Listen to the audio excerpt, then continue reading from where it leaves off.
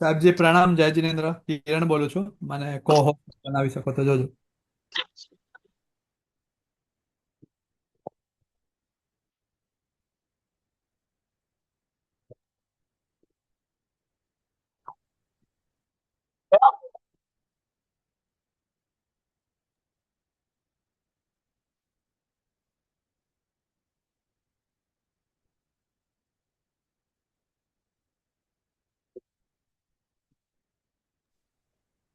Hello.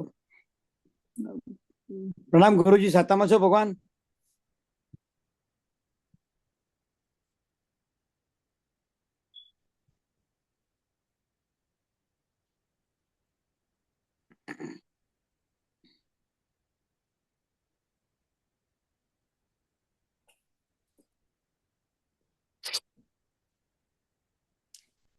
Mangalam ભગવાન વીરો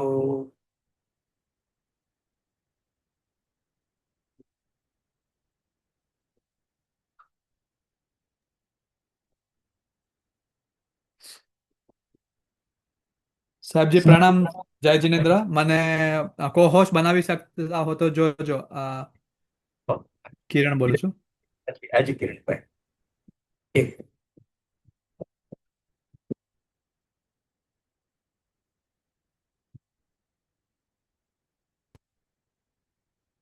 શીતલભાઈ. મંગલમ ભગવાન વીરો મંગલમ ગૌતમ પ્રભુ મંગલમ સ્થલભદ્રાધ્યાય જૈન ધર્મોષ્ટ મંગલ કિરણભાઈ.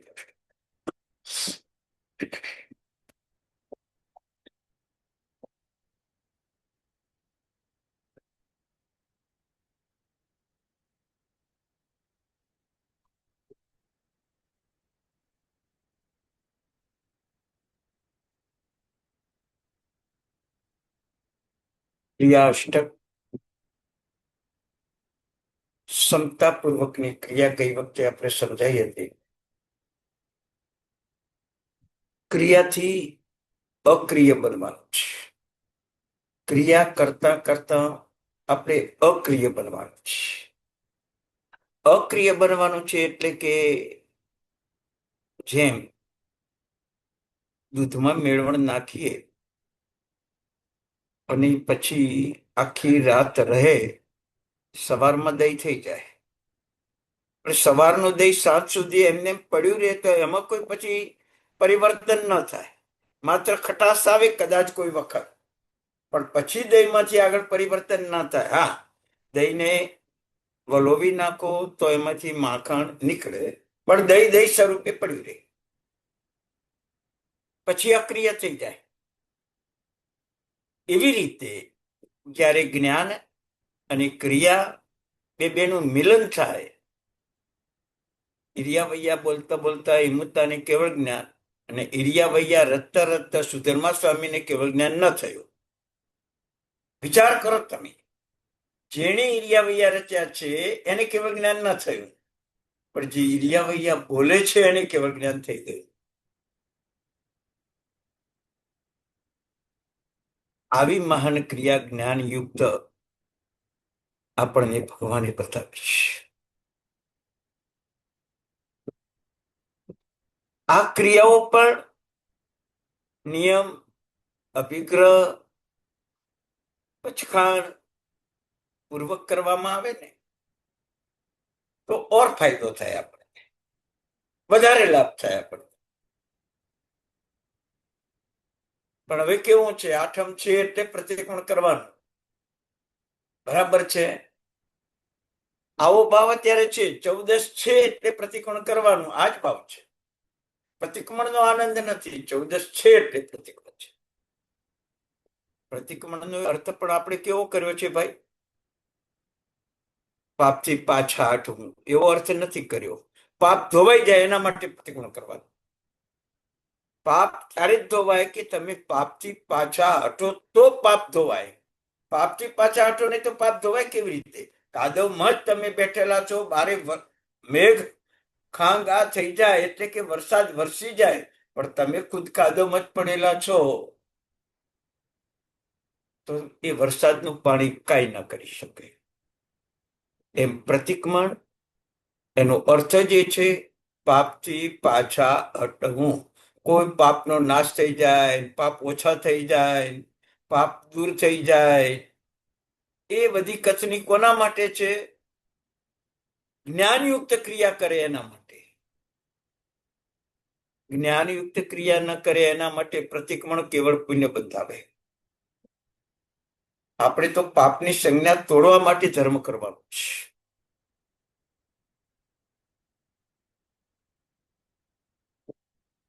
પણ એ સમજ નથી આપણને. તો જાઓ દ્વિચિંતીઓ બોલીએ છીએ. કોઈના માટે ખરાબ વિચાર કર્યો તો એ દુર્ધ્યાન કહેવાય. જીવનમાં હતાશા આવી ગઈ તો દ્વિચિંતીઓ કહેવાય. પણ ધર્મ છૂટી ગયો ને ધર્મના વિચાર નથી આવતા એ દુજાઓ ના કહેવાય. ધર્મ છૂટી ગયો ને ધર્મના વિચાર નથી આવતા એ દુજાઓ ના કહેવાય. આઠમ છે એટલે પ્રતિક્રમણ કરવું પડશે એ દુજાઓ ના કહેવાય. પ્રતિક્રમણ કરીને આઠમનું ગૌરવ વધારવું છે એ ભાવ નથી એટલે દુજાઓ જ છે. ભલે ને તમે પ્રતિક્રમણમાં બોલી ગયા સવસવી દેવસ્ય દ્વિચિંત્ય દુભાષ્ય, બરાબર છે, કોઈ અર્થ નથી. માત્ર ક્રિયા જ છે તમારી.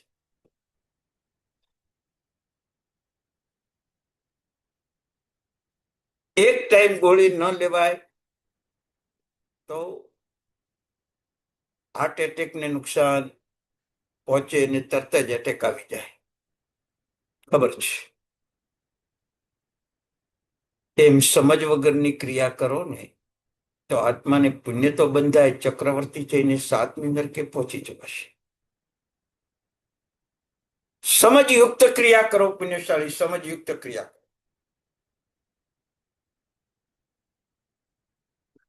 આજકાલ ક્રિયાનો માહોલ વધ્યો છે.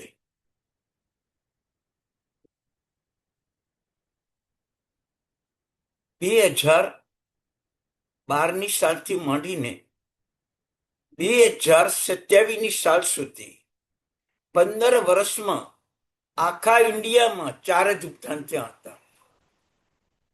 15 વર્ષ અને 4 જ ઉદ્યાન 4 જગ્યાએ. અને 2027, 28 ને 29માં 16 થી 17 જગ્યાએ ઉદ્યાન થયા. વિચાર કરજો, એ ઉદ્ધારની ક્રિયામાં જે માહોલ 4 વખત જ 15 વર્ષમાં ઉદ્ધાન થયા, એ ઉદ્ધાનનો જે માહોલ હતો એ સાધુપણું હતું. કોઈ બાંધછોડ નહીં, કોઈ સુવિધા નહીં, કોઈ દોષ નહીં. આજ તો આપણે ક્યારેક કોઈની નિંદા નથી કરવાની,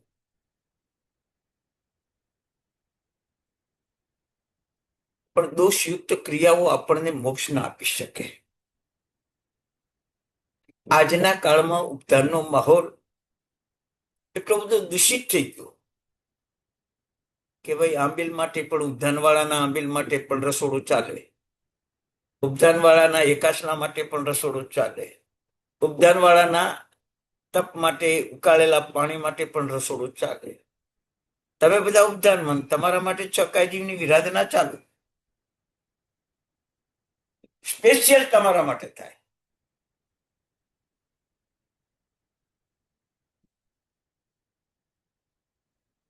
જ્યારે આજથી 50-60 વર્ષ પહેલાનો ભૂતકાળ હતો, ઉપધાન કરનાર પોતાના ઘરે એકાસનું કરવા જાય, ઉપધાન કરનાર પોતાના ઘરેથી ઉકાળેલું પાણી લાવે. સંઘ ઉપર કોઈ ભાર નહીં, કોઈ વ્યક્તિગત પણ ભાર નહીં, કારણ કે દોષ.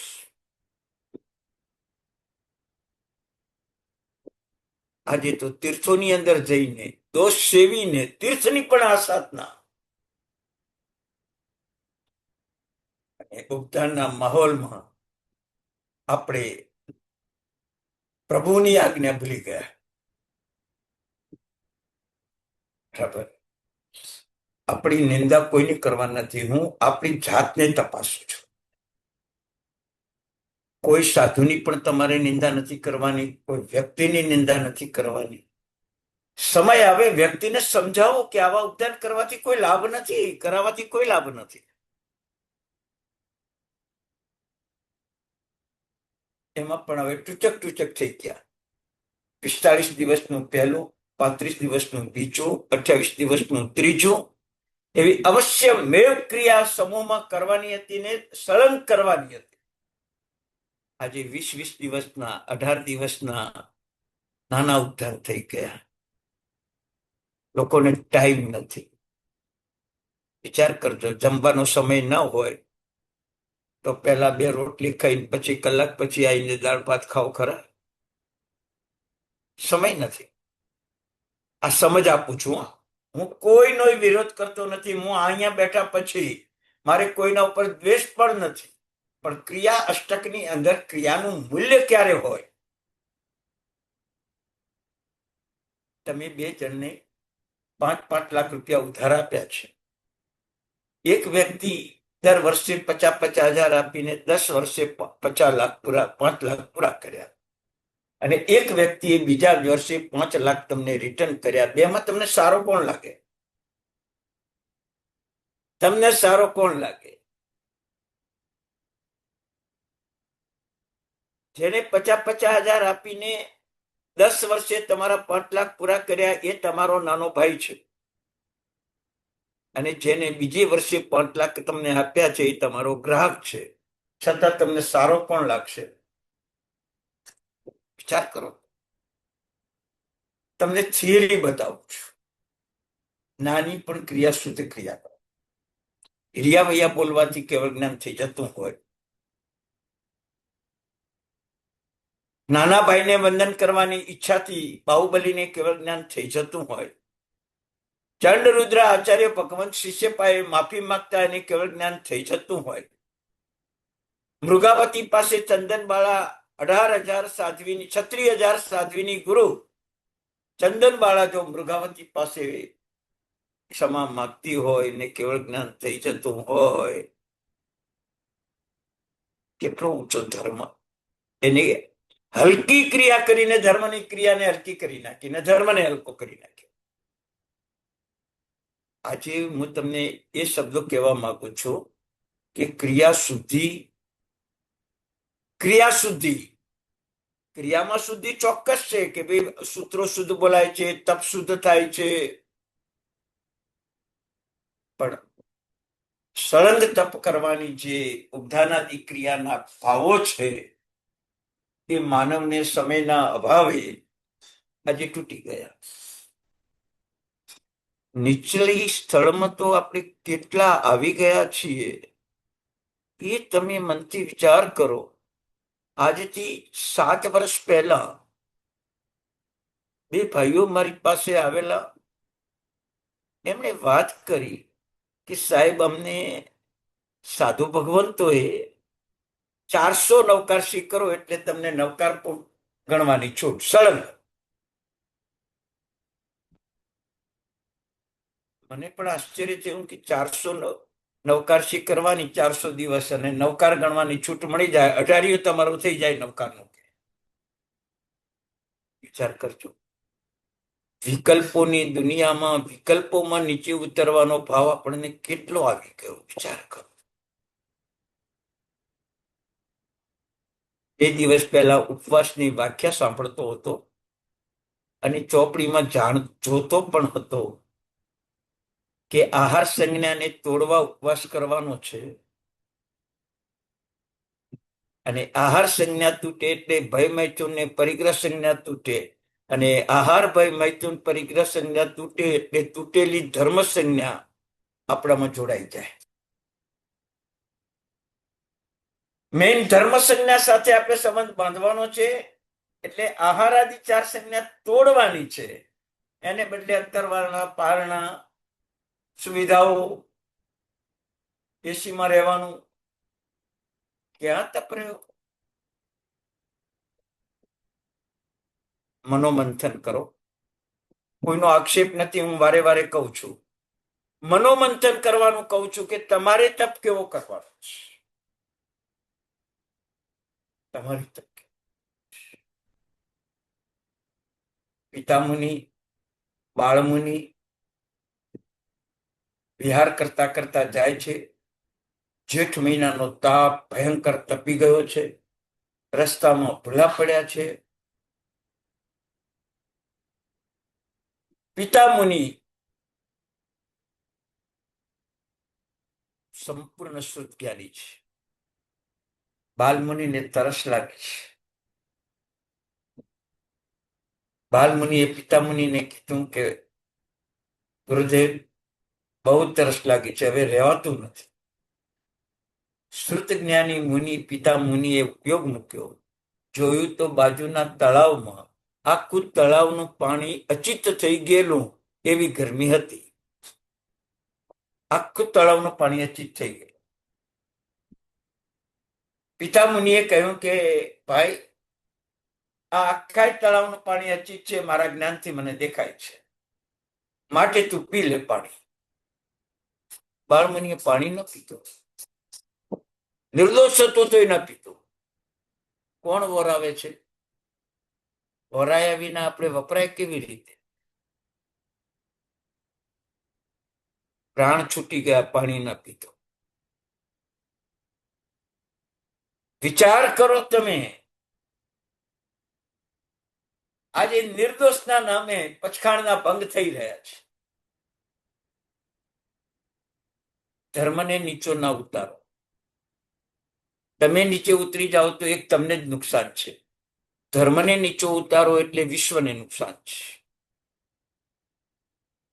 આપણે કેવું છે કે હજી તમને ક્રિયામાં વચન અનુષ્ઠાન અને અસંગ અનુષ્ઠાન, અત્યારે જ્ઞાન ક્રિયા અનુષ્ઠાન તમને બતાવ્યું. હવે વચન અનુષ્ઠાન. એક પણ શબ્દ આગા પાછો નહીં, એક પણ સમય આગા પાછો નહીં. જે રીતે પ્રભુએ કહ્યું છે એ જ રીતે કરવાનું અને એવા જ વિચારથી કરવાનું વચન અનુષ્ઠાન. અને એ વચન અનુષ્ઠાનમાં તમે જોડાયા પછી તમારા આત્માની જ્ઞાન ક્રિયા દૂધ સાકરની જેમ ભળી જાય. દૂધમાં સાકર દેખાય જ નહીં, પીઓ તો સ્પષ્ટપણે જણાય. એમ ક્રિયા જ્ઞાનમાં સમાઈ જાય અને એ જ્ઞાનથી કેવળ જ્ઞાન પ્રાપ્ત થાય ત્યારે તમને ખબર પડે કે તમે ધર્મ ધ્યાન અને શુક્લ ધ્યાનમાં જડ્યા અને તમને કેવળ જ્ઞાન થઈ ગયું. આવું અસંગ અનુષ્ઠાન આપણે કરવાનું છે. હવે જો આ અનુષ્ઠાનમાં આપણે આટલા બધા ઢીલા હશું, નીચે ઉતરી ગયા હશું, તો અસંગ અનુષ્ઠાન ક્યારે થશે? વચન અનુષ્ઠાન ક્યારે થશે? માત્ર બાહ્ય અનુષ્ઠાન જ કરતા રહેવાનું. મેરુ પર્વત જેટલા ઓઘા કર્યા, સાધુપણા પ્રાપ્ત કર્યા, તો મોક્ષ નથી થયો. એમાં વચન અનુષ્ઠાન ને અસંગ અનુષ્ઠાનનો અભાવ હતો. માત્ર ક્રિયાકાંડ કરતા રહ્યા. શું કામ? કરવાની, પણ વચન અસંગ અનુષ્ઠાને પહોંચવા માટે. ખાલી આઠમ છે ને પ્રતિક્રમણ કરી લો, ખાલી 14 છે ને પ્રતિક્રમણ કરી લો, વર્ષમાં એકવાર પાલિતાણાની જાત્રા કરી લો, જીવનમાં 2-5 વાર સમિત શિખરની જાત્રા કરી લો, હર વર્ષે ગિરનારની જાત્રા કરી લો, શંખેશ્વરની દર પૂનમ ભરી લો. આ બધું તો એક સંસારનો માહોલ છે.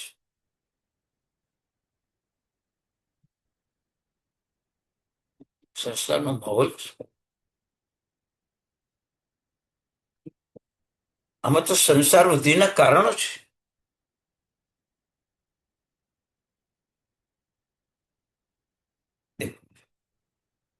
હેલો, હા, હવે હું પછી કરું. ક્લાસ ચાલુ છે. હા, ક્લાસ ચાલુ છે.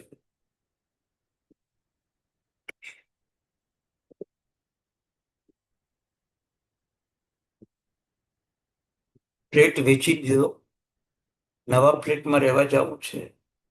છેલ્લો સામાન તમે લઈને જાઓ ત્યારે તમારા મનમાં અનુભૂતિ એટલી તો થાય, ફ્લેટ ભલે છૂટી ગયો પણ 20-25 વર્ષ અહીં રહ્યા છો એની અનુભૂતિ રહે. એમ તમે પ્રતિક્રમણ કર્યા પછી 48 મિનિટ પ્રતિક્રમણમાં રહ્યા છો એની અનુભૂતિ, કે 48 મિનિટમાં પ્રતિક્રમણ પૂરું થઈ ગયું એની અનુભૂતિ. 10 મિનિટ 15 મિનિટ દેરાસરમાં રહીને પૂજા કરી છે એની અનુભૂતિ કે પૂજા થઈ ગઈ એની અનુભૂતિ? એક સામાયિક કરો છો, સામાયિક થઈ ગયું આજનો નિયમ હતો એટલે એની અનુભૂતિ, કે 48 મિનિટ સામાયિકમાં રહેવાનું સૌભાગ્ય મળ્યું એની અનુભૂતિ? શાની અનુભૂતિ થાય પુણ્યશાળી? જો 20 વર્ષ પ્લેટમાં રહ્યા પછી તમે નીકળતા હો અને કદાચ તમારું છેલ્લો સામાન લઈને નીકળતા હો અને ગાડીમાં બેસતા હો, 20 વર્ષથી આ ફ્લેટમાં રહેતા હતા, 48 મિનિટથી પ્રતિક્રમણમાં હતો, 48 મિનિટથી સામાયિકમાં હતો, 20 મિનિટથી જીન મંદિરમાં હતો, એવો ભાવ આવે તમને અત્યારે? આવે પુણ્યશાળી? નહીં ને? ક્રિયા અષ્ટક પૂરું, જાણકારી પૂરી, પણ બેદરકારી. ભગવાન કે છે બેદરકારી, બેવપાઈ, બેઈમાની હિંસાનું પાપ લગાડે. વિચાર કરો તમે. બેદરકારી, બેઈમાની અને બેવફાઈ, હિંસાનું પાપ લાગે ને લાગે. હવે તમને દાખલો આપો. તમારી દીકરાની વહુએ કીધું કે માં તમે આરામ કરો, હું બપોરનું કામ પટાવી લઈશ. દીકરાની વહુને ઉપરા ઉપર 2-4 ફોન આવ્યા, 2 બેનપણી આવીને કામ ન થયું. તમે ઉઠીને જાગ્યા, સુઈને જાગ્યા અને કામ ન થયું, તમને શું થાય? ગુસ્સો આવ્યો? તમારા આત્માના ગુણ હડ્યા? ગુસ્સો દીકરાની વહુ ઉપર કર્યો, દીકરાની વહુને પણ તમારા ઉપર ગુસ્સો આવ્યો, એના આત્મગુણ હણ્યા, તમારા આત્મગુણ હણ્યા. તમે વિચાર કરજો, જીવ હિંસાના પાપનું પ્રાયશ્ચિત છે, આત્મગુણની હત્યાના પાપનું પ્રાયશ્ચિત નથી. જીવ હત્યાના પાપનું પ્રાયશ્ચિત છે, પણ આત્મગુણની હત્યાના પાપનું પ્રાયશ્ચિત નથી. પણ તમને હત્યા લાગતી નથી, તમે એ સમજતા નથી. એટલે બેદરકારી કેટલું ભયંકર નુકસાન છે બોલો.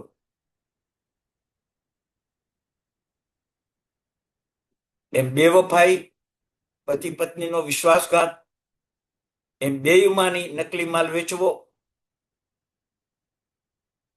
વિચાર કરો તમે. જીવ હિંસાના પાપ આ 3 કારણે જ લાગે.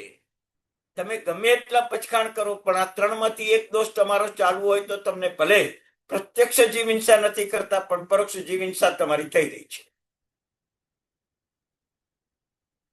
ભલે તમે કતલખાનું નથી ચલાવતા, પણ કતલખાના કરતા પણ વધારે પાપ કરી રહ્યા છો તમે. કતલખાનામાં તો શરીરનું ઘાત થાય છે, પણ કસાયોમાં તો તમારા આત્મગુણનો ઘાત થાય છે. કેટલી મોટી હિંસા! ના બેદરકારી રાખો, ન બેવફાઈ રાખો, ન બેઈમાની રાખો. સાત્વિક બનો પુણ્યશાળી. જ્ઞાન અને ક્રિયાનું મિલન કરો, ક્ષમતા ભાવ રાખો. છિન્ને યશવમ કમ્મમ સામય જત્યાવાળા ગઈ વખતે તમને સમજાવ્યું હતું. તપ કરો, ત્યાગ કરો, ધ્યાન કરો, જાપ કરો, બધામાં દૂષણ આવી જ જાય. એક ક્ષમતા નામનું સામાયિક કહેતા, ક્ષમતા નામનો ગુણ આપણી પાસે હોય તો દૂષણો ચાલ્યા જાય, નવા આવે જ નહીં. હોય એ ચાલ્યા જાય, નવા આવે જ નહીં. એટલે સામાયિક કેટલું મહાન છે. 48 મિનિટ હું સામાયિકમાં રહ્યો એ ભાવ નથી આવતો, પણ 48 મિનિટમાં મારું સામાયિક થઈ ગયું એ જ ભાવ આવે છે. એટલે એમાં ક્ષમતા નથી તમને. વિષમભાવનું સામાયિક થયું છે, સમભાવનું સામાયિક નથી થયું. વોટર પાર્કમાં નાવા ગયા, સ્વિમિંગ પુલમાં તરવા ગયા, બહાર નીકળ્યા પછી પણ તમે એમ બોલવાના, બહુ મજા આવી સ્વિમિંગ પુલમાં, 6 કલાક રહ્યો, 5 કલાક સ્વિમિંગ પુલમાં રહ્યો, 48 મિનિટ પ્રતિક્રમણમાં રહ્યો, 48 મિનિટ સામાયિકમાં રહ્યો. કોઈ દિવસ બોલ્યા છો?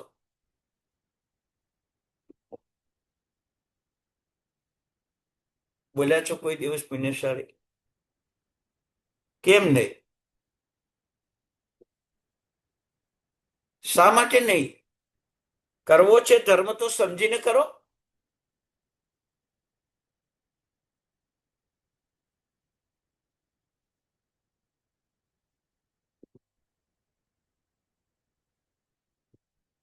જીવનમાં એટલું ધ્યાન રાખજો, ક્રિયાનું મિલન જ્ઞાનમાં અને જ્ઞાનનું મિલન ક્રિયામાં એકમેક કરવાની જો તમારી ભાવના હશે તો એ વચન અનુષ્ઠાન છે, અને એ ક્રિયાનું ફળ જ અસંગ અનુષ્ઠાન છે.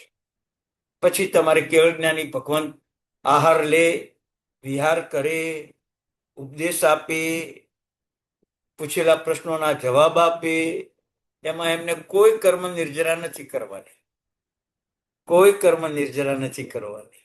થઈ ગઈ છે, પણ જે તેમને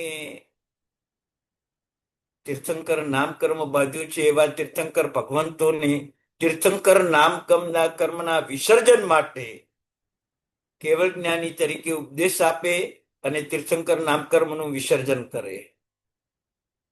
34 અતિશય યુક્ત જીવન જીવે અને તીર્થંકર નામકર્મનું કર્મ પૂર્ણ કરે.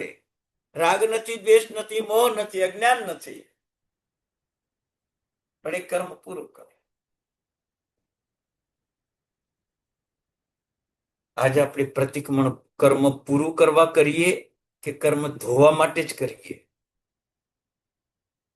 પાપથી પાછા હટવા માટે કરીએ કે માત્ર પાપ કર્મ ધોવા માટે કરીએ? વિચાર. પાપથી ન અટકો તો કોઈ પ્રતિક્રમણ તમારું કલ્યાણ ન કરે. પ્રતિક્રમણ શબ્દનો જ અર્થ પાપથી અટકો. પાપની જુગુપ્સા કરો, પાપની નિંદા કરો, પાપથી અટકો, આટલો જ પ્રતિક્રમણનો અર્થ છે.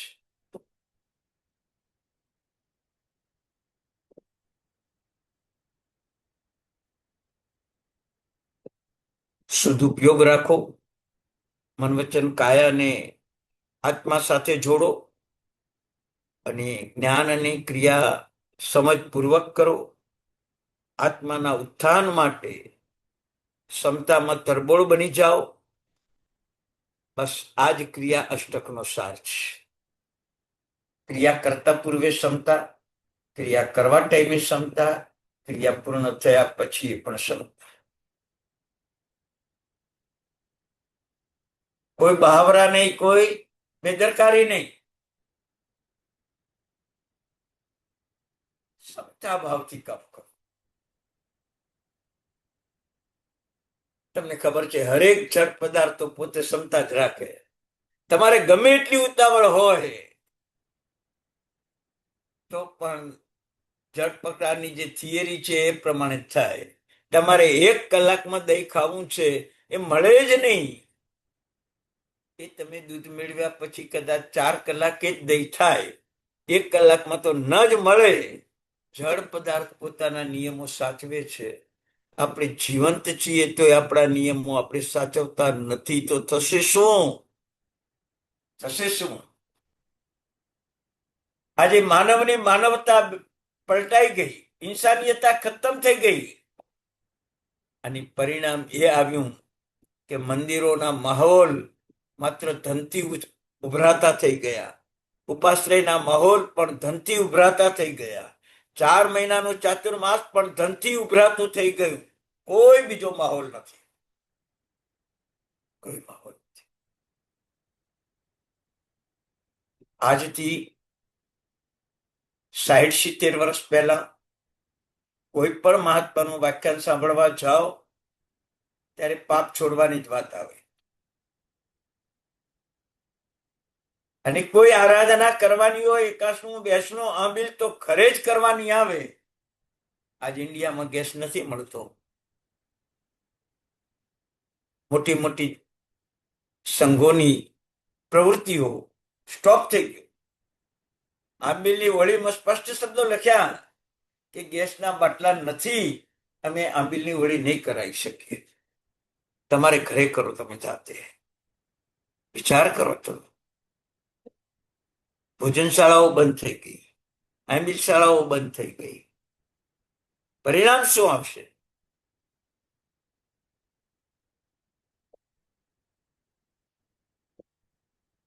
મારી મૂળ વાત કહું તમને, તો ભગવાનની આજ્ઞા નથી કોઈ ભોજનશાળા બનાવવાની કે આબિલશાળા બનાવવાની. આ તમને સ્પષ્ટ શબ્દોમાં કહું છું. ઋષભદેવના કાળથી માંડીને ભગવાનના 2500 વર્ષના નિર્વાણ સુધી ક્યાંય આંબિલશાળા બની, ક્યાંય ભોજનશાળા બની, કોઈ પાઠ આવતો નથી. કોઈ પાઠ આવતો નથી. પણ માનવ આહાર સંજ્ઞામાં બેફામ બન્યો, હોટલોમાં ખાવા માંડ્યો, લારી ગલ્લામાં ખાવા માંડ્યો. એ પાપથી છોડાવવા માટે ભોજનશાળા કરી છે. એ પાપથી છોડાવવા માટે તમને આંબિલશાળા કરી છે, નહીં કે તમારી ભક્તિ માટે ભોજનશાળા છે. તમે બહારનું ન ખાઓ, પાપ છોડાવવા માટે ભોજનશાળા. તો તમને ધર્મ થાય, તો તમને ધર્મ થાય. પણ તમે એમ કહો કે આમાં તો અમને સાધર્મિક ભક્તિનો લાભ મળે, નહીં નહીં. તમને આશ્ચર્ય થશે કે એવું કેમ? કારણ કે તમારે કોઈ બાધા નથી બહારનું નહીં ખાવાની. સમય આવે તો બહારનું ખાઈ જ લેવાનું છે. એટલે તમે સાધર્મિક રહ્યા કે ન રહ્યા એ તમે આત્માને પૂછો. જીવનભર બહારનું ખાવાનું જ નથી અને પછી તમે ભોજનશાળામાં જમો ને, તો તમને સાધર્મિક ભક્તિનો લાભ આપી શકો ને લઈ પણ શકો. પણ બધું માયાવી ધર્મ. અત્યારે બધું માયાવી ધર્મ. ધર્મ ખોટો છે એવું નહીં, તમારી વિચારધારા માયાવી છે. ધર્મ તો સાચો જ છે. આંબિલમાં લુકું સૂકું જ ખાઓ છો, ભોજનશાળામાં તિથિ પ્રમાણે જ વાપરો છો, સૂર્યોદય સૂર્યાસ્ત પ્રમાણેના 24 નિયમો છે જ. તમારી વિચારધારા માયાવી છે.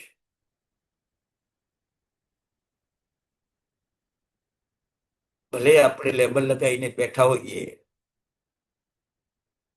કે તીર્થમાં જઈને પાપ ન કરવું, અને એ માણસ જો કદાચ ભોજનશાળામાં જમવા આવતો હોય તો તમને સાધર્મિક ભક્તિનો લાભ થાય. પણ ભોજનશાળામાં જમીને એ જ માણસ બારે આઈસ્ક્રીમ ખાતો હોય, બારે કોલ્ડ ડ્રિંક પીતો હોય, એ ભોજનશાળામાં જમવાનો અધિકાર ખરો આપણે? ખરો? આત્માનું ચિંતન કરો. દુજાઓ વિચિંત્યો. ધર્મ છૂટી ગયો મનનો, એ મોટું દુર્ધ્યાન છે. અને ધર્મ નથી કરવાની ભાવના થતી, એ મોટું દુષ્ટ ચિંતન છે. સાતમી નરક કરતા પણ ભયંકર અંધકાર આ બે પ્રકારનો તમારી પાસે છે. ધર્મ છૂટી ગયો ને ધર્મ કરવાનું મન નથી થતું, એ દુજાઓ અને દુવિચિંતીઓ. સાતમી નરક કરતા પણ ભયંકર અંધકાર તમારી પાસે છે.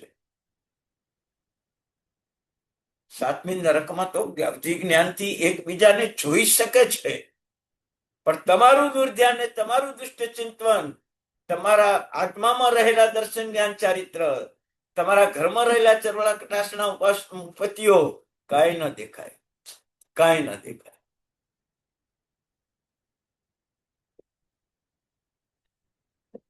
દુજાઓ દુવિચિંત્યોનો અર્થ એટલો જ કર્યો કે જીવોને નુકસાન ન પહોંચાડવું અને નુકસાન પહોંચાડે એવું કાંઈ પણ વર્તન કરવું, એ દુજાઓ અને દુવિચિંત્યો છે. શાસ્ત્ર એ કહે છે કે આત્માનું હિત થાય એવો ધર્મ ભૂલાઈ ગયો, એ દુચિંતીઓ, અને ધર્મ કરવાનું મન ન થાય, એ દુજાઓ. ધર્મ છૂટી ગયો દુજાઓ, અને ધર્મ કરવાનું મન ન થાય દુચિંતીઓ. સાચું બોલજો. અત્યાર સુધી તમે જેટલા પ્રતિક્રમણ કર્યા એમાં દુજાઓમાં તમે એટલો જ અર્થ કર્યો, કોઈની સાથે મન વચન કાયાના ક્રોધાદી કસાયથી કાંઈ પણ ખોટું વિચાર્યું, બોલ્યા, સામનો કર્યો, એનું નામ દુર્ધ્યાન. અને મિચ્છામી દુક્કડમ દેવાનો ભાવ ન થયો, એ દુવિચિંતીઓ. આટલો જ અર્થ કર્યો છે તમે. એનાથી વધારે અર્થ તમારી પાસે છે નહીં, અને હોય તો મને કહેજો. શાસ્ત્રોએ તો પોકારીને કહ્યું, ધર્મ છૂટી ગયો ને ધર્મ કરવાનું મન નથી થતું, એ દુજાઓ છે. આનાથી મોટું નુકસાન કયું? આનાથી મોટું કયું નુકસાન નિશાળે? લાગે છે સૂત્રો ફરીથી ભણવા જેવા? લાગે છે અર્થ ફરીથી કરવા જેવા?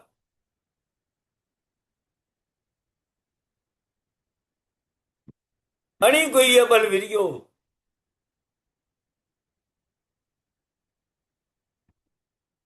મનમાં ઉત્સાહ અને મન વચન કાયાનું બળ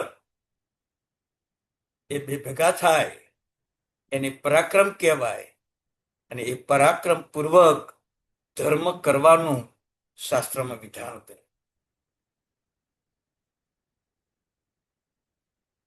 શાસ્ત્રમાં વિધાન કરે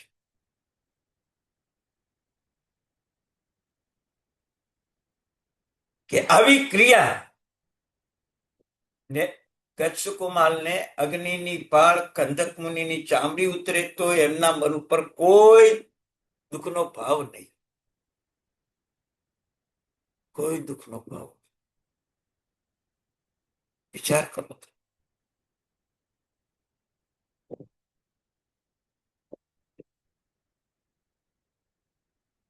જેટલી આત્માની શક્તિ છે એ શક્તિનો ઉપયોગ કરીને ધર્મ ક્રિયાઓ કરવી એનું નામ અણિગુહ્ય બલવીર્ય.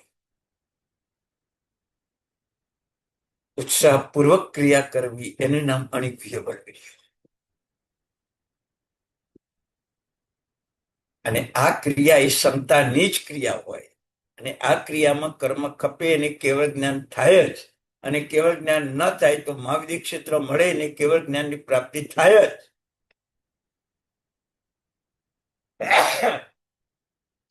નાણેમી સૂત્રને ક્યાંય જાહેરમાં બોલવાનું કહ્યું નથી.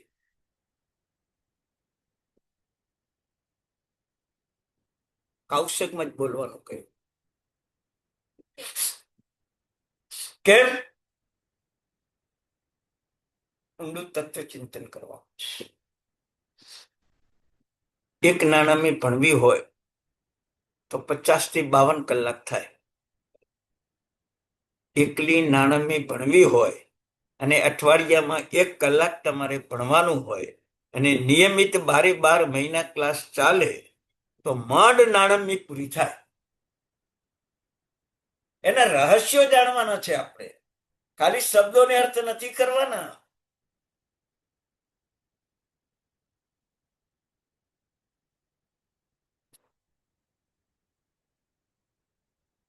જ્ઞાનનું આચરણ નથી કહ્યું, જ્ઞાનને વિશે આચરણ કહ્યું. નાણમી 7મી વિભક્તિ મૂકી છે. જ્ઞાનને વિશે આચરણ, દર્શનને વિશે આચરણ, ચારિત્રને વિશે આચરણ એને જ્ઞાનાચાર દર્શનાચાર કહેવાય. જ્ઞાનનું આચરણ એ જ્ઞાનાચાર નહીં, દર્શનનું આચરણ એ દર્શનાચાર નહીં, ચારિત્રનું આચરણ એ ચારિત્રાચાર નહીં. જ્ઞાન દર્શન ચારિત્રમાં જે આચરણ તે જ્ઞાનાચાર દર્શનાચાર. કેટલું સરસ વાક્યો લખે છે. માતાનો દીકરા ઉપરનો જે અંદરનો પ્રેમ એ માતા પુત્રનો સંબંધ કહેવાય. એમ જ્ઞાનમાં જે તમારી રમણતા એ જ જ્ઞાનાચાર. દર્શનમાં જે તમારી રમણતા એ દર્શનાચાર. જ્ઞાનનું આચરણ તો અભવે કરે, મિથ્યા દ્રષ્ટિઓ કરે. નવ અંગનું જ્ઞાન ભણી જાય, નવ પૂર્વનું જ્ઞાન ભણી જાય, જ્ઞાનાચાર કહેશો?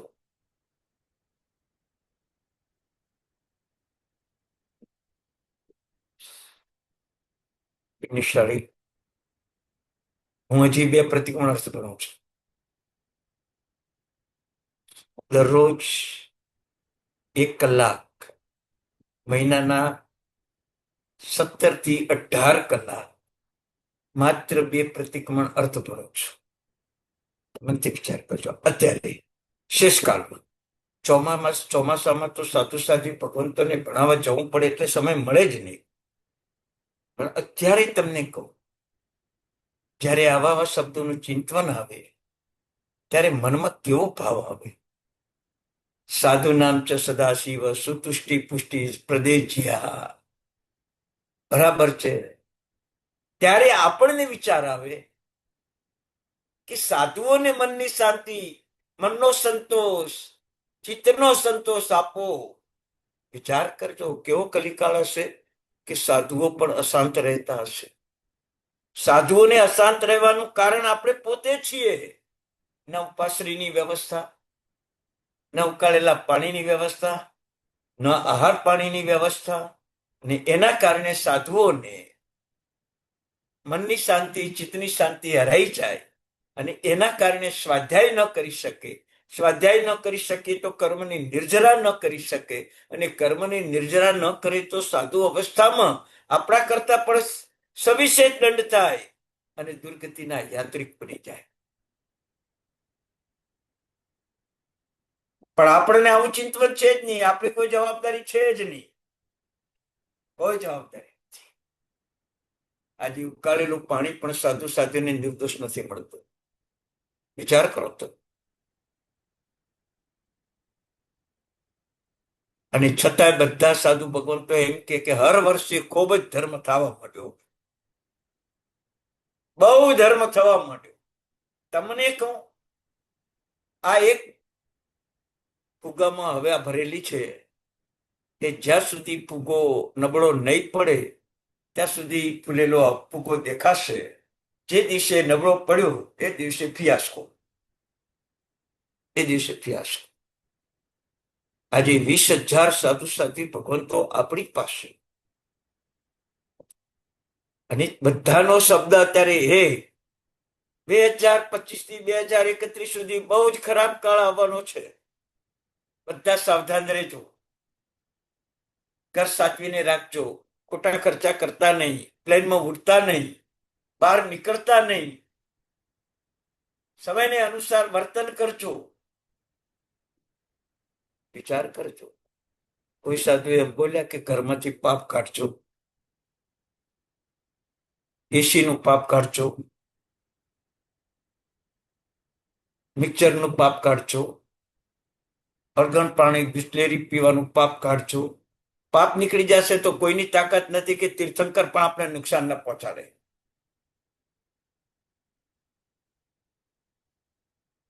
પાપ હોય તો જ નુકસાન પહોંચે. અને તમે ગમે એટલો ધર્મ કરો, પાપ ન છૂટે તો ઉપદ્રવ આવવાનો જ છે. ગમે એટલા મંત્ર જાપ કરો.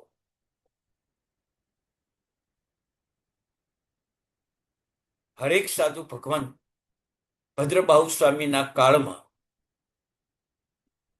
1200 વર્ષ પહેલા હરેક સાધુ ભગવાન દરરોજના 108 નવકાર, દરરોજનું એકાશનું, 2 ટાઈમનું પ્રતિક્રમણ, 3 ટાઈમનું દેવવંદન, અને છતાંય કોરોના આવીને કેટલાને ભક્ષી ગયો. વિચાર કરો તમે. પાપ છૂટી જાય ને. સાલીભદ્રે સંગમના ભવમાં ખાવાનું છોડી દીધું, આહાર સંજ્ઞા તોડી નાખી. મહાત્માને વોરાયું એના કારણે 99 પેટી નથી મળી. આ તમને કહી દઉં. અત્યારે અર્થ આ જ કર્યો છે. સાધુને સુપાત્ર દાન આપ્યું એટલે એને 99 પેટી મળી. આ જ અર્થ કર્યો છે. નહીં, તત્વજ્ઞાનીઓ એમ કે છે કે પોતે ઉપવાસ કર્યો, પોતે ખાવાનું બંધ રાખ્યું, પોતાની આહાર સંજ્ઞા તોડી. આહાર સંજ્ઞા તૂટે એટલે ધર્મ સંજ્ઞા જોડાઈ જાય. આહાર સંજ્ઞા ન તૂટે તો ધર્મ સંજ્ઞા તૂટી જાય. એની આહાર સંજ્ઞા તોડી, સંપૂર્ણ ખીર વહોરાવી દીધી, આહાર ઉપર કંટ્રોલ મૂક્યો. માને ખબર પડી કે વહોરાવી દીધી છે એવો ભાવ ન થાય તો થાળીમાં રહેલી ચાટે જ ખાલી. કે એ શાના માટે? માને દુઃખ ન થાય એના માટે ચાટે છે. આવો આહાર સંજ્ઞા ઉપર કંટ્રોલ મૂક્યો ને, એનું પણ 99 પેટી છે. નહીં કે માત્ર સુપાત્ર દાન આપીએ. તમે હું સુપાત્ર દાનાર બધા સાલીપુત્ર થઈ જશો.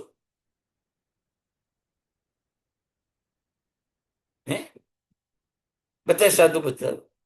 આજે સ્થૂલભદ્ર, ભદ્રબાહુ સ્વામી કેવા મહાન સાધુઓ હતા, અને એ કાળના શ્રાવકો કેવા હતા. હવે પરમાત્માને પારણું કરાવે એને 99 પેટી ન મળે, અને એક સંગમ ને 99 પેટી મળે. તમે મનથી વિચાર કરો, ચિંતન તો કરો.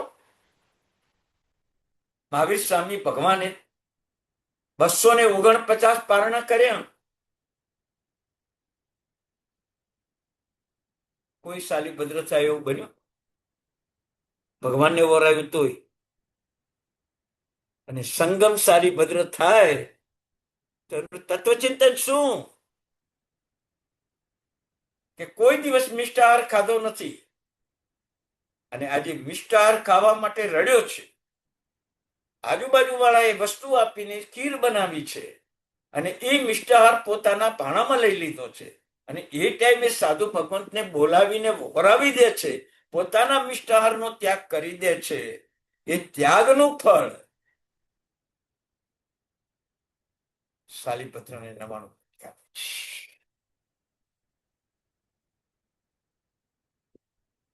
પણ આવું ચિંતન કરવાનો આપણને વિચાર જ નથી આવતો. હકીકતમાં તમને બધાને કહું છું, આ ચાતુર્માસમાં સાધુઓને પકડો, સાધ્વીજી ભગવંતોને પકડો. સાહેબ અમને ઊંડા રહસ્યો સમજાવો. અમારે રાસ નથી સાંભળવા આવે, અમારે વાર્તાઓ નથી સાંભળવી. અમને આવા રહસ્યો સમજાવો કે અમે સાચી ક્રિયા કરી શકીએ, અમે સાચો ધર્મ કરી શકીએ. અમારે આ જરૂર છે અત્યારે. આજે હું તમને સૂત્રનું ચિંતન કહું છું. તમને એમ લાગે છે કે કોઈ પરિવર્તન કરવા જેવું છે? હું પોતે પણ ક્રિયાઓ કરી છે, મેં પણ આટલા સૂત્રના રહસ્યો એ ટાઈમે નતા જાણ્યા. શ્રદ્ધા હતી 2 પ્રતિક્રમણની મને ચોક્કસ છે. 2 વખત બિઝનેસના ચાન્સ મળ્યા મને, સારા એવા ચાન્સ મળ્યા. 22-25 વર્ષની ઉંમરે 2 વખત ચાન્સ મળ્યા. પુણ્યશાળી. પણ મને આમાં બહુ ધર્મમાં રસ હતો. બિઝનેસ છોડી દીધો અને આજે મને એમ લાગે છે કે બિઝનેસમાં કદાચ અંબાણી અદાણીના કદાચ ભાગ્ય હોત તો એ, કે ટાટા બિરલાના ભાગ્ય હોત તો કદાચ બની ગયા હોત. પણ કદાચ આ જગતમાં અબજોનું દાન આપી દીધું હોત, પણ આત્માનું હિત ન થઈ શકે. આત્માનું હિત ન થઈ શકે. ટાટા કંપનીના માલિક મૃત્યુશૈયામાં પડ્યા છે અને એના છેલ્લા શબ્દો શું હતા? કે ધન પાછળ જિંદગી ખર્ચી, ધન મને કામ આવતું જ નથી. આના કરતા થોડુંક આત્મહિત માટે કંપની છોડી દીધી હોત ને તો થોડું ઘણું પ્રભવનું ભાતું લેતો જાત.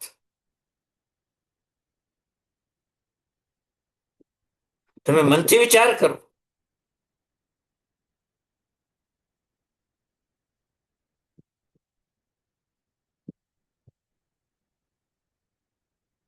અસંગ ક્રિયા, વચન અનુષ્ઠાન, એટલા સુધી પહોંચવું છે. તો શાલીભદ્રે જે ભાવથી સંગમના ભાવમાં વરાવ્યું એ જ ભાવથી તમે વરાવો. વજ્રસ્વામીએ 2.5 વર્ષની ઉંમરે કોડિયામાં સુતા સુતા અંગ ભણ્યા છે. એવી પૂર્વ ભાવમાં જ્ઞાન અને જ્ઞાનીની ભક્તિ કરો પુણ્યશાળી. આજે તમને કહું, ચતુર્વિધ સંઘમાં સૌથી નિમ્ન કક્ષાની ક્રિયા ચાલતી હોય તો પાઠશાળાના ટીચરો માટે સૌથી નિમ્ન કક્ષાની. આંબિલ શાળામાં 52 આઈટમો હશે. 12 મહિને પણ ટીચરનું બહુમાન નહીં જ હોય પાઠશાળામાં. 1 દિવસની રજા પડી હશે તો પગાર કાપી નાખવાનો. તમે મનથી વિચાર કરજો. હું મારા માટે કરી નથી કહેતો, હું પાઠશાળા ભણાવતો જ નથી અત્યારે, પણ અનુભવ કહું છું.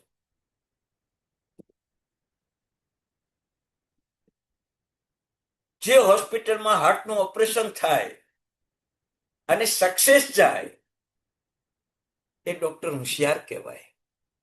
પણ એ હાર્ટમાં રહેલા રાગ દ્વેષ મોહનું ઓપરેશન ધાર્મિક ટીચરો કરે અને એની દુર્ગતિ અટકી જાય, ભવિષ્યમાં એની સદગતિ થાય. એ ટીચરને હર 12 મહિને કહેવું પડે કે મારો પગાર વધારો.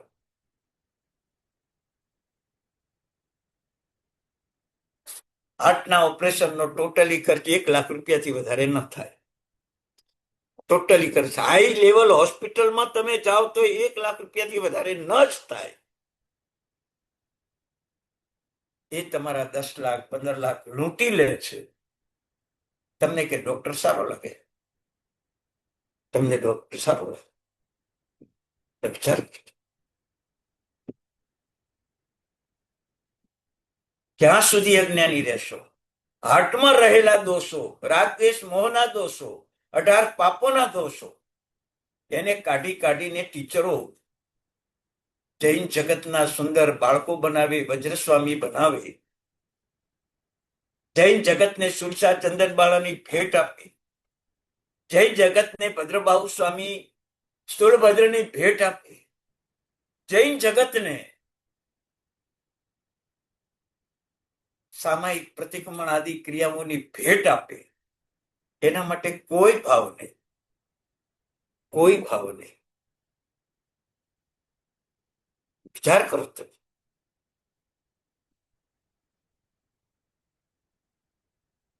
જીવનમાં ક્યારેય સદવ્યવહાર નથી ટીચર પ્રત્યેનો.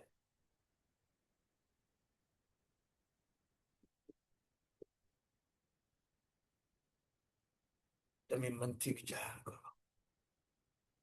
ભગવાન જન્મે, ભગવાન માતાના ગર્ભમાં આવે, ભગવાન દીક્ષા લે, દેવતાઓ વિધિ વિધાન પતાવીને ચાલ્યા જાય. પણ ભગવાન કેવળ જ્ઞાન પામે, દેવતાઓ ચાલ્યા ન જાય. આવ્યા પછી ભગવાન મોક્ષે ન થાય ત્યાં સુધી સાથે રહે, કેવળ જ્ઞાન પામ્યા પછી. જ્યારે ભગવાનને કોઈની જરૂર નથી, જ્ઞાનીને કોઈની જરૂર નથી, અને એવા ટાઈમે દેવતાઓ સેવામાં રહે.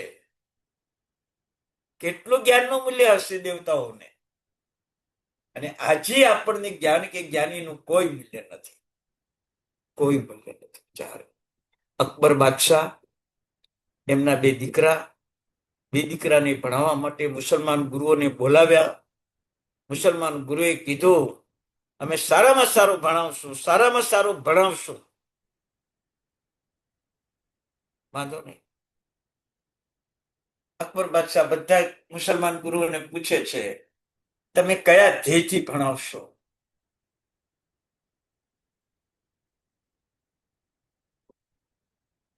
બધા મુસલમાન ગુરુએ કીધું, તમારા જેવા જ અમે રાજા બનાવશું. બે હિન્દુ ગુરુઓને બોલાવવામાં આવ્યા. મુસલમાનના દીકરાને હિન્દુ ગુરુ પાસે ભણાવવા માટે અકબર બાદશાહ હિન્દુ ગુરુઓને બોલાવે. વિચાર તો કરો કેવા હશે હિન્દુઓ.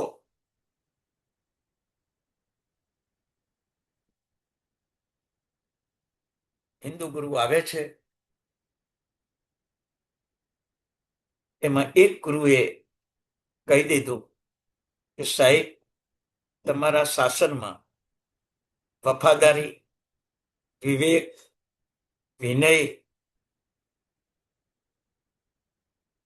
એવા ખીલે અને તમારું નામ સવાયું થાય એવું અમે ભણાવશું. વિચાર કરજો. બેમાંથી એક ગુરુને પસંદ કર્યા અને રાખી લીધા. મુસલમાનોને ના પાડી દીધી, પોતાના ગુરુઓને ના પાડી દીધી.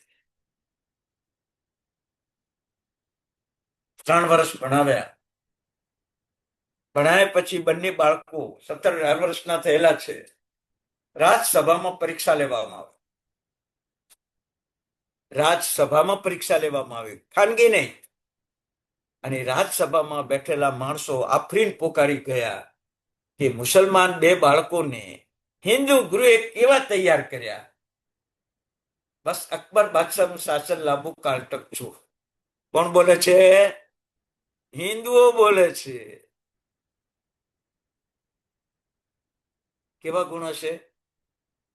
અને એ ટાઈમે અકબર બાદશાહે પોતાના બાળકોને ત્રાજમાં જોખવાના જે રીતે શાકભાજી આવે એ રીતે એક પલ્લામાં 2 દીકરાને બેસાડી દીધા, બીજા પલ્લાની અંદર સોનું મૂક્યું. 16-17 વર્ષના એ બે દીકરાનું વજન કમસે કમ બેનું વજન કેટલા કિલો થાય? તો મનથી વિચાર કરજો. 16-17 વર્ષના દીકરાનું કમસે કમ 50-55 કિલો વજન તો હોય જ, કમસે કમ. તો 50 કિલો વજન આપણે ગણીએ અને બે દીકરાનું કહીએ તો 100 કિલો વજન થાય. કદાચ તમને એમ થાય કે ના એ વધારે છે, 40 કિલો વજન ગણો, 80 કિલો થાય. 80 કિલો સોનું હિન્દુ ગુરુને અકબર બાદશાહે આપ્યું. આ હતો જ્ઞાનનો મહિમા. મુસલમાનના રાજમાં પણ આવો મહિમા હતો જ્ઞાનનો. જ્ઞાન ક્રિયા પ્રેમ મોક્ષ એટલા માટે જ કહું છું. જ્યાં જ્ઞાનનું જ મૂલ્ય નથી, પછી ક્રિયાનું મૂલ્ય ક્યાં રહેશે? ક્રિયાનું મૂલ્ય ક્યાં રહેશે? વિચાર કરો. ક્રિયાષ્ટક આજે પૂરું થયું. અસંગ અનુષ્ઠાન સુધી આપણે પહોંચવાનું છે. જ્ઞાન ક્રિયાનું મિલન કરવાનું છે. પણ જ્ઞાન અને જ્ઞાની પ્રત્યે આવો ભાવ નથી. માત્ર જાણકારીની ક્રિયા કરો છો, સમજદારીની ને વફાદારીની ક્રિયા નથી. જાણકારીની જ ક્રિયા છે. ભલે પર્યુષણમાં 28 કરો કે 17 પ્રતિક્રમણ કરો, ભલે આંબિલની 9 દિવસની હોળી કરો કે 19 પ્રતિક્રમણ કરો, તમે ના કરતા એવું નથી જ કહેતો, કરજો જ. પણ સમજદારી અને વફાદારીનો અભાવ છે. માત્ર જાણકારીની જ ક્રિયા છે. તમે એનાથી પુણ્ય બંધાશે, કર્મ નિર્જરા નહીં જ થાય. 9 ભવશું 90 ભવે પણ મોક્ષ નહીં થાય. એટલે ક્રિયાના મૂલ્યને તમે સમજો. ટૂંક સમયમાં આંબિલની હોળી આવી જ રહી છે.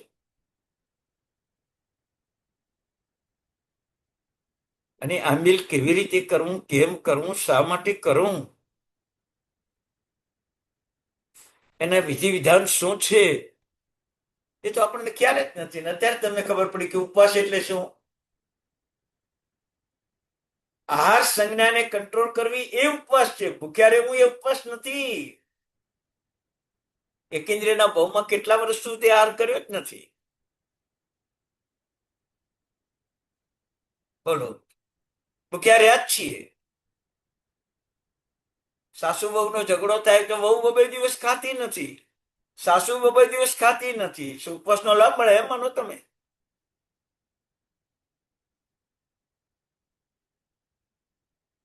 જ્ઞાનને પણ સમજો, જ્ઞાનીને પણ સમજો, ક્રિયાને પણ સમજો અને ક્રિયાવાનને પણ સમજો.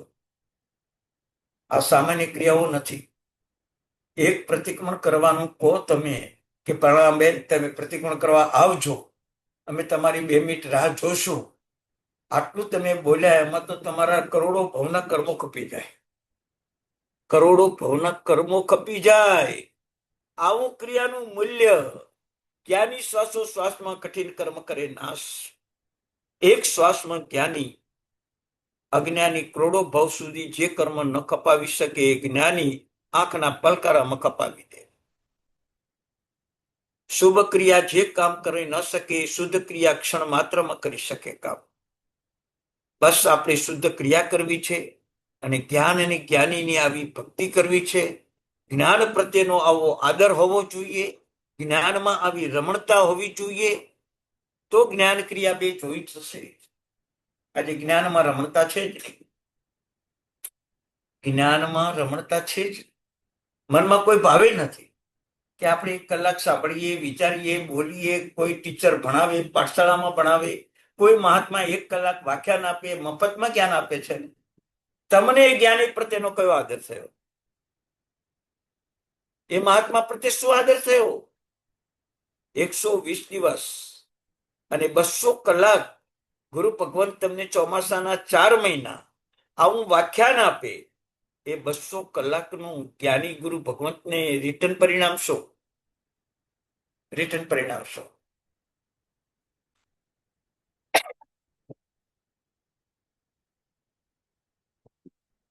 ભાવનગરની વાત કરું. ભાવનગરમાં એક જ્યોતિષ શાસ્ત્રી હતો. આજથી 70-80 વર્ષ પહેલાની વાત છે. ભાવનગરમાં જબરજસ્ત જ્યોતિષ શાસ્ત્રી હતો. એ જ નગરમાં એક ગરીબમાં ગરીબ આપણો જૈન રહેતો હતો,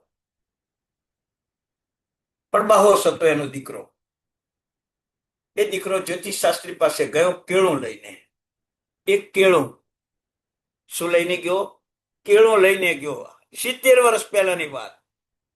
કેળાનું શું મૂલ્ય? જ્યોતિષ શાસ્ત્રીના ચરણોમાં કેળું મૂક્યું અને કહ્યું કે સાહેબ, મારે મુંબઈ જવું છે કમાવા માટે, મને મુહૂર્ત જોઈ આપો. હું નોકરી કરીશ અને પછી મારો બિઝનેસ ચાલુ કરીશ. આ મારી બે ભાવના છે. અને બિઝનેસ ચાલુ કરીને પહેલા મહિનામાં જેટલી કમાણી થશે એ કમાણી હું તમને આપીશ. શું કહ્યું? એ કમાણી તમને આપીશ. અત્યારે માત્ર કેળું આપું છું.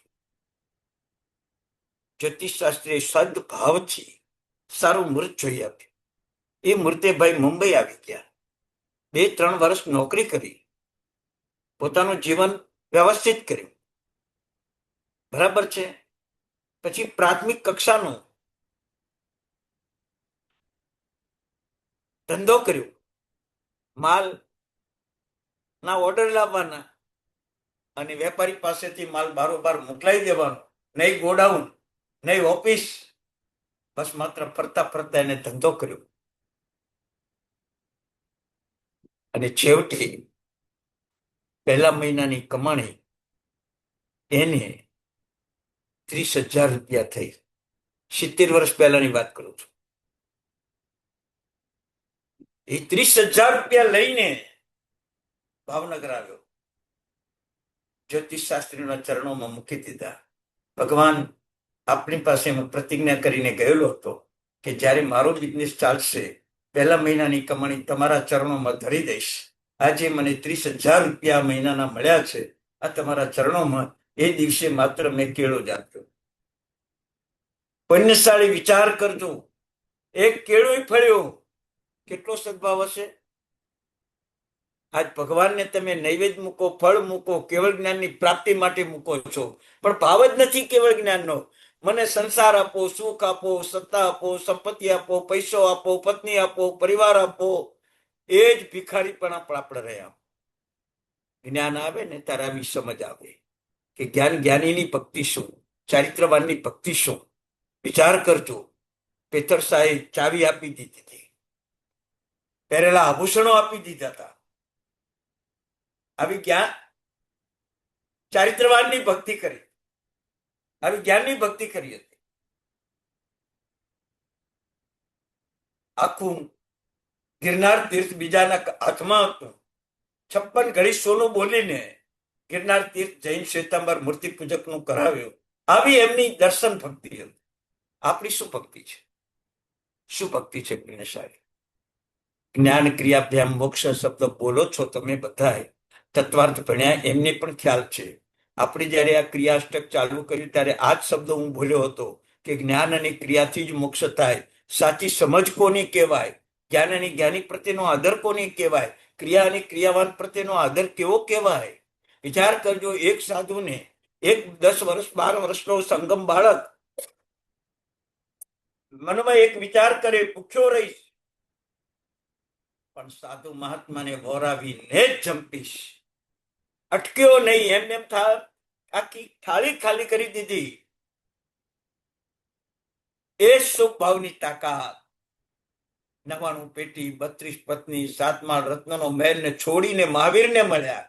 મહાવીરને છોડીને આત્માને મળ્યા. આત્માને પરમાત્મા બનાવવાની લાયકાત કેળવી નાખી વૈભારગીરી ઉપર બેઠ સુતા સુતા. વિચાર કરો કેટલું કામ થયું. એક વાર આવી જ્ઞાનીની ભક્તિ, એક વાર આવી શુદ્ધ ક્રિયા કરજો પુણ્યશાળી. આજે આપણું ક્રિયાષ્ટક અહીંયા આપણે પૂર્ણ કરીએ છીએ.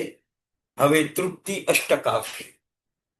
આજે આપણે અતૃપ્ત છીએ, અસંતોષી છીએ.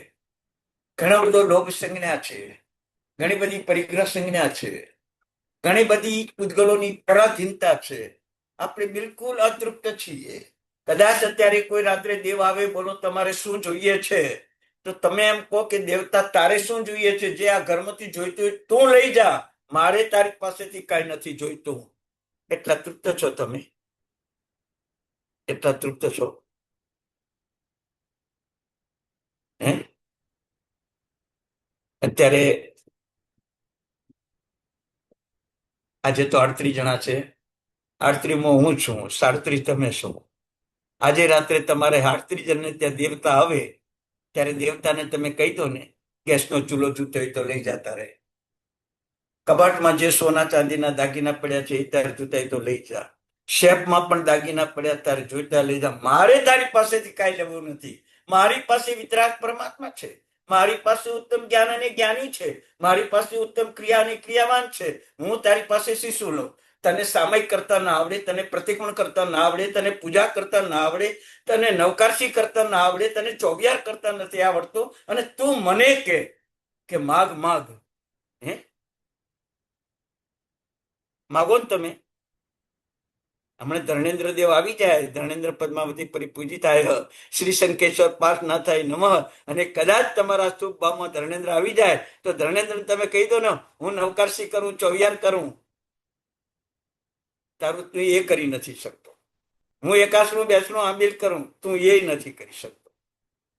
હું સ્વદ્રવ્યથી પૂજા કરી શકું, તું એ નથી કરી શકતો. તારી પાસે માગવાનું શું? મારા વિતરાગ પરમાત્મા મને આપશે.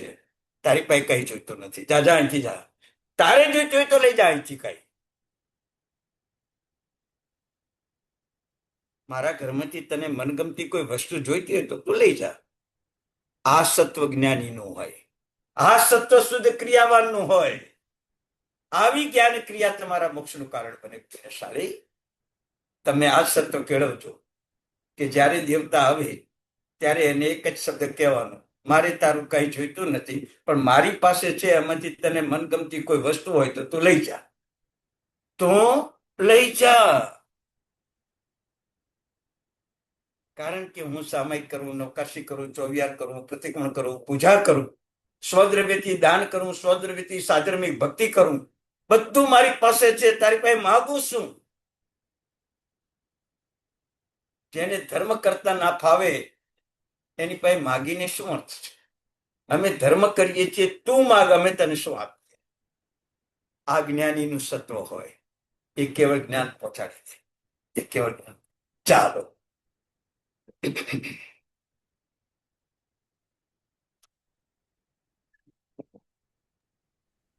દાદાને કોઈને મંગલમ ગૌતમ પ્રભુ મંગલમ સુલભદ્રાત્યા જઈને ધર્મોસ્ત મંગલમ. ભગવાનની આજ્ઞા વિરુદ્ધ કંઈ કહેવાય તો મિચ્છામિ દુક્કડમ. સૌ સાતામાં રહેજો. સૌને પ્રણામ પુણ્યશાળી. પ્રણામ જય જિનેન્દ્ર. કોઈને પ્રશ્ન હોય તો હેન્ડ રેઝ કરી શકો તો આપણે અનમ્યુટ કરી શકાશે, અને નહીં તો ટાઈપ કરીને મોકલવું હોય તો. નહીં તો સાહેબજી બધાને અનમ્યુટ કરી નાખું છે, કોઈ કઈ પ્રશ્ન નથી લાગતો. જો તમારે કાંઈ પણ પૂછવું હોય તો છૂટ છે, પણ હવે ક્રિયાષ્ટક પૂરું થયું છે. એક સામાયિક જીવનમાં શુદ્ધ કરજો, એક ભગવાનની પૂજા શુદ્ધ કરજો, એક જ્ઞાન જ્ઞાનીની ભક્તિ શુદ્ધ કરજો. ભગવાને કહ્યું છે કે સાધુ ભગવંત માસખમણના પારણે આપણા ઘરે વોરવા આવે, એમાં જેટલો લાભ થાય એટલો જ્ઞાની આપણા ઘરે એક ગ્લાસ પાણી પીએ ને એટલો લાભ જ્ઞાનીનો થાય. સાધુ ભગવાન કરતા પણ જ્ઞાનને ઉત્તમ કહ્યું. મહાવીર સ્વામી ભગવાન કે ઋષભદેવ ભગવાન સાધુ થયા તો દેવતા જતા રહ્યા, પણ મહાવીર સ્વામી એને કેવળ જ્ઞાન થયું ને ઋષભદેવને કેવળ જ્ઞાન થયું તો દેવતા સાથે રહ્યા. જ્ઞાન અને જ્ઞાનીની ભક્તિનો કેટલો મોટો લાભ છે પુણ્યશાળી, એ તો વિચાર કરજો. થોડા ટાઈમ પહેલા જ સારા મુંબઈના ગુરુઓની એક પુણ્યશાળી આત્માએ જે જ્ઞાન ભક્તિ કરી ઘરે બેઠા બેઠા એક ટીચરની સારું બહુમાન કરીને એમણે ભક્તિ કરી. પુણ્યશાળી કેવી અનુમોદના છે એમની, કેવો ભાવ છે એમનો. ક્યાંય નામ નહીં, કઈ નિશાન નહીં, કાંઈ જ નહીં. એક સુહૃદ ભાવ. આવતા ભાવમાં કેવળ જ્ઞાનનું નિમિત્ત લઈને એ આત્મા પોતાના આત્મહિત કરી રહ્યા છે. પુણ્યશાળી વિચાર કરજો. આપણે બી આજે જ્ઞાન ક્રિયા અષ્ટક પૂરું થાય છે, કારણ કે એકલી ક્રિયા નથી, એકલી જ્ઞાન સાથેની જ ક્રિયા છે. તો જ્ઞાન જ્ઞાનીના પણ સાથે આત્મીય બહુમાન. ભણાયું છે ને બહુમાન કરવું એવું નહીં, જ્ઞાન છે ને બહુમાન કરવું છે. અમને ભણાવે છે ને બહુમાન કરવું છે નહીં, એમની પાસે જ્ઞાન છે ને બહુમાન કરવું છે. બરાબર છે. 2 દિવસ પહેલા એક આચાર્ય ભગવંત પાસે હું ગયો, 10 મિનિટ બેઠો હતો. ત્યાર પછી હું ઊભો થયો હતો. સાહેબ, કઈ કામકાજ હોય તો કહેજો. ત્યારે એમના શબ્દો હતા કે મારા સાધુ ભગવંતો આગામી ચાતુર્માસમાં અહીં જ રોકાવાના છે, અને ક્ષણનો વિલંબ કર્યા વિના, સમયનો પ્રમાદ કર્યા વિના જેટલી તમારી શરીરની સ્વસ્થતા હોય એટલું અમારા સાધુ ભગવંતોને જ્ઞાન આપજો. બીજું અમારે તમારી પાસે કઈ જોઈતું નથી. હા, તમે જ્ઞાન આપશો ને, તમને પરમાત્મા, કુદરત જે તમારી સુવિધા સાચવી છે આ ભાવમાં, કે પગ કપાઈ ગયો ને વેદના નહીં, એ જ્ઞાનનું ફળ તમને મળી ચૂક્યું છે. એ શબ્દો એમના મુખમાંથી હતા. એટલે મેં તો જાત અનુભવ કર્યો છે. વિચાર કર, જ્યારે પગ કપાઈ ગયો ત્યારે આત્મજ્ઞાન અધિકાર ચાલતો હતો. આત્મા અને જ્ઞાન શું છે, જ્ઞાન અને આત્મા શું છે, ક્રિયા અને જ્ઞાન શું છે, એ આચાર્ય ભગવંતોને જ ભણાવતો હતો. એ ટાઈમે 192 શ્લોકમાંથી 90 શ્લોક જ થયા હતા, અને અમારે ક્લાસ પૂરો કરવો હતો ને એ જ દિવસે એક્સિડન્ટ થઈ ગયો. કોઈ વેદના ન હતી. પુણ્યશાળી, આ જ્ઞાનનું ફળ છે. આ જ્ઞાન 2 મહિના બેડ રેસ્ટ લેવા છતાં એક દુખાવાની ગોળી નથી ગળી. 7 દિવસ ડોક્ટરે આપી હતી, પછી લીધી જ નથી આજ સુધી. અને આજે 1 કિલોમીટર ચાલી શકું, 2 માળ ચડી શકું, કોઈ તકલીફ નથી. પુણ્યશાળી, આ મને જ્ઞાનનું ફળ મળ્યું છે. એટલે જ મેં તમને આજે આના ઉપર ભાર આપ્યો છે કે આજે મુંબઈની અંદર આવા કેવા જ્ઞાન અને જ્ઞાનીની ભક્તિ કરનારા કેવા દાનેશ્વરીઓ પણ છે અને પંડિતો પણ છે. આજની વાત કરું, અમારા એક પંડિત વિમલેશભાઈ નામે પંડિતજી છે, અને એમણે મોટી માતબાર રકમ આનંદનગર જૈન સંઘ કાંદિવલીમાં આપીને પોતાના પિતા અને માતાનું નામ ઉપાશ્રયના મુખ્ય દરવાજા ઉપર લખાવ્યું. મોટી માતબાર રકમ. તમે વિચાર કરજો, એક ટીચર જો આ કામ કરી શકતો હોય, પુણ્યશાળી, તમે તો બધા કરોડપતિ અબજોપતિઓ છો. તમે કેટલા કામ કરી શકો? શાસનના કામ આ કરવા જેવા છે. શાસન, શાસ્ત્ર, આ 2 થી ધર્મ ચાલે. તીર્થંકરો આવીને જાય, સાધુઓ આવીને જાય. શાસ્ત્રો અને શાસન કાયમ માટે ટકી રહે. જૈનમ જયતી શાસનમ કીધું, જૈનમ જયતી સાધુનામ ન કહ્યું, જૈનમ જયતી શાસનમ કહ્યું છે. શાસનને ટકાવવું છે આપણે. શાસ્ત્ર વિના શાસન ન ટકે, અને જ્ઞાની વિના શાસ્ત્રો ન ટકે. પહેલી ફરજ આ છે. આ વિચાર. એટલે તમને બધાને કહું છું કે તમારા જીવનમાં જ્ઞાન અને જ્ઞાનીની ભક્તિ, ચારિત્રવાન અને ચારિત્રવાનની ભક્તિ. કેવી ભક્તિ? વિચાર કરજો. ચારિત્રવાનની કેવી ભક્તિઓ કરે, આજના કાળમાં પણ કેવી ભક્તિ થાય. વિહાર સેવકો પોતાના મૃત્યુ થઈ જાય, વિહાર સેવકો સાધુ સાધ્વીની કેવી વ્યાવચ કરે. તો વિચાર કરો. બરાબર છે. નાના નાના સાધુ ભગવંતો જ્યારે જોઈએ ત્યારે એમના મનમાં વિચાર આવે કે આજે હમણાં ભિવંડીમાં 2 દીક્ષા થઈ મહિના પહેલા, અને હમણાં જ 2 છોકરાઓની દીક્ષા થઈ. આજે જ એક બાળ મુનિને જોયા ત્યારે મનમાં એક વિચાર આવે છે કે મારા પ્રભુનો બાળપણમાં પણ ચારિત્ર ધર્મ જાગૃત છે, જ્ઞાન ધર્મ જાગૃત છે. એ બાળ મુનિ સવારમાં વહેલા ઉઠી પ્રતિક્રમણ કરી અને 7 વાગે તો ઉપાશ્રયના હોલમાં આવી ગયા હતા. વિચાર કરો. આવું જ્ઞાન અને આવું ચારિત્ર ભારત સિવાય બીજે ક્યાંય નથી. અને ચિંતા ન કરતા વિચાર કરજો. મુસલમાન દેશોમાં જેટલા હુમલા થઈ રહ્યા છે, એવા હુમલા આપણે ત્યાં ક્યારેય નથી થવાના, જો તમે શુદ્ધ હશો તો. ઘી શુદ્ધ હોય ને તો મીઠાઈ તમારા શરીરને નુકસાન કરે જ નહીં, પણ ઘી અશુદ્ધ હોય તો રોગ જ કરે. એમ તમારી મન શુદ્ધિ હશે તો તમારું જ્ઞાન, તમારું દર્શન, તમારું ચારિત્ર ક્યારેય તમને નુકસાન નહીં પહોંચાડે. પુણ્યશાળી. ચાલ. હા, બધાને અનમ્યુટ કરું છું. એક જ મિનિટ. હા હા, હવે બધા પોતાને અનમ્યુટ કરી શકશે. પ્રણામ જય જિનેન્દ્ર. હા, પ્રણામ પુણ્યશાળી બધા. પ્રણામ ગુરુજી, બહુ સુંદર, બહુ સરસ રીતે પ્રણામ સમજાવ્યું. સર. આપણે ઊંડાણમાં ઘણો ઘણો જ આભાર આપનો ભગવાન. ગુરુજી બરાબર. બસ પ્રણામ. પ્રણામ ભંડારી સર. સાહેબ. ગુરુજી બહુ સરસ. ગુરુજી બહુ સરસ. પ્રણામ. હાજી. પ્રણામ ગુરુજી, પ્રણામ. પ્રણામ પ્રણામ ભાઈ. ખૂબ ખૂબ સાતામાં રહેજો ધન્યવાદ. ભગવાન. બસ જીવનમાં આવું એક અનુસરજો, એક અનુષ્ઠાન આવું કરજો, કોઈ ભાવમાં દુઃખ નહીં આવે, કોઈ પરિવારમાં પણ દુઃખ નહીં આવે. એ અનુષ્ઠાનની તાકાત છે. ચાલો. કરજો કે ભવિષ્યમાં દુઃખ નહીં આવે. અનુષ્ઠાન કીધું